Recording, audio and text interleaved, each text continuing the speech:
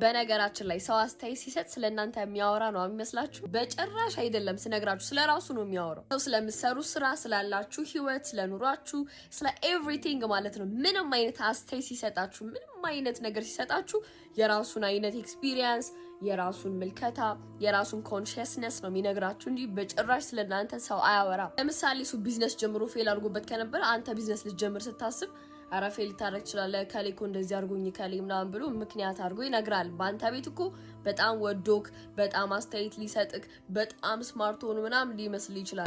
ኖ ግን አይደለም፣ በጭራሽ አይደለም። አትስሙ እንደዚህ አይነት ነገር። እሺ ጋይስ ጭራሽ እንዳሰሙ የሆነ መስራት የምትፈልጉትን ነገር መድረስ የምትፈልጉበትን ቦታ በጣም አታውሩ ብያለሁ። ሲጀመር ግን ስታውሩ ራሱ ኢንኬዝ እንደው ስታውሩ የሚያወሯችሁ ሰዎች በእነሱ እውቀትና በእነሱ ኮንሽስነስ በእነሱ የማደግ ፍላጎትና ጎልክ ብቻ ነው ሊመክሯችሁ የሚችሉት። ማንኛውም ሰው እንደናንተ ትክክለኛውን ነገር እንደማያውቅ ልንገራችሁ። እውነታውን የምታውቁት እራሳችሁ ናችሁ። እግዚአብሔር ያለው ውስጣችሁ ነው። ፈጣሪ ያለው ውስጣችሁ ነው። ትክክለኛውን ነገር የሚያውቅ አዋቂ የሆነ ማንነት አለን እኛ ሲጀመርና ምንም ሌላ ሰው ጋር አትሩጡ። ኢንቦክስ ራሱ ስታደርጉልኝ እኔ ጋር ራሱ ኮቺንግ ስትመጡ ወደ ራሳችሁ እንድትመለሱና ራሳችሁን እንድታውቁ ነው እንጂ መንገድ የምሰጣችሁ ትክክለኛውን ነገር ከራሳችሁ ሲወጣ ነው።